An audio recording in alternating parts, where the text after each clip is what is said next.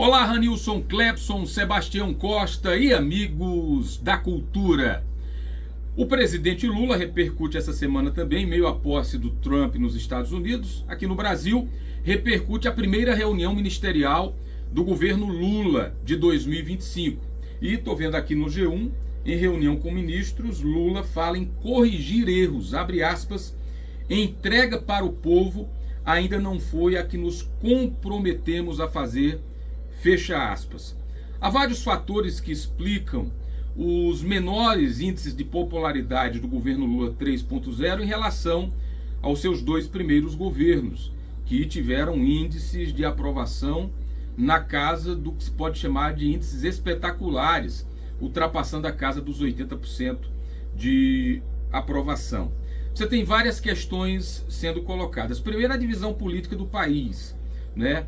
Parte da direita, setores do centro e da extrema direita, com a ascensão e a eleição de Bolsonaro, fizeram uma campanha intensa de demonização do petismo e do lulismo, né? Jogando Lula numa visão preconceituosa e de rótulos na cota dos governos comunistas da América Latina. E essa divisão política no país, ela tem impacto. Você pode ver que a população quase está consolidada ali entre lulistas e não necessariamente bolsonaristas, mas aqueles que preferem hoje o setor da direita, já que o ex-presidente Bolsonaro não só está no momento inelegível, como outros nomes começam a surgir como opções para a vacância dessa posição de grande líder da direita. Aí tem o Tarcísio de Freitas, o Ronaldo Caiado, o próprio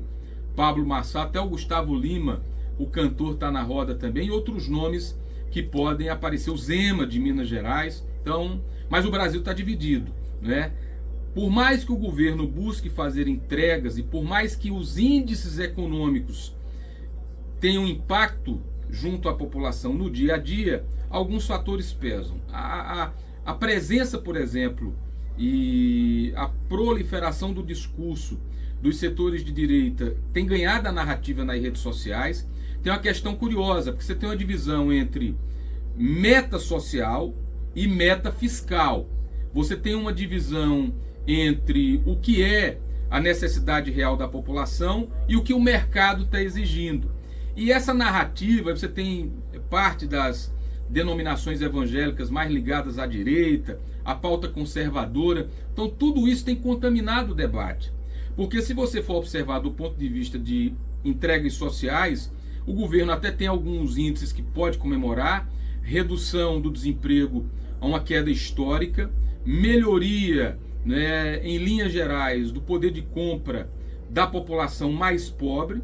Mas, por outro lado, o mercado continua insatisfeito, reclamando de vários temas, e aí você tem essa questão relacionada à meta fiscal, que tem sido cobrada, toda essa defesa, né, e em alguns momentos até terrorismo do mercado, que afetam a política do dólar, e isso impacta também, por um lado, no mercado interno. É bom para quem exporta, mas é ruim para o mercado interno, porque a gente tem parte da economia dolarizada. Então você tem vários fatores políticos, econômicos, a pauta moral que entra em campo também.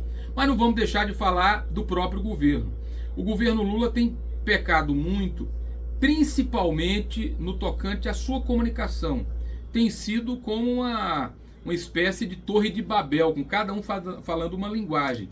A grande prova disso foi essa polêmica do Pix, porque, em linhas gerais, ficou claro depois que não haveria taxação do Pix. Isso ficou configurado pelo que declarou a própria Receita Federal.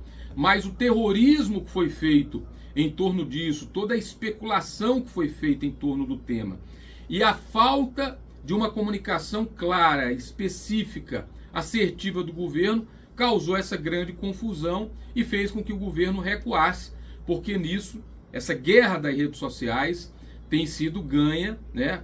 O vídeo do Nicolas Ferreira é uma prova disso. Então, a própria declaração do Lula, falando em corrigir erros, mostra que o governo Lula 3.0, além de ter problemas relacionados à própria divisão política do Brasil, tem errado em se comunicar melhor com a população, em que pese o Lula ser uma grande liderança para ter resistido a todos esses ataques, a tudo o que passou e continuar ainda com capital político e eleitoral, mas naquela margem de erro, correndo um sério risco de não ser reeleito. Outra dúvida que se coloca, que o Lula colocou na reunião, é de que ele próprio pode abrir mão de disputar a reeleição. Idade, saúde e outros fatores podem pesar.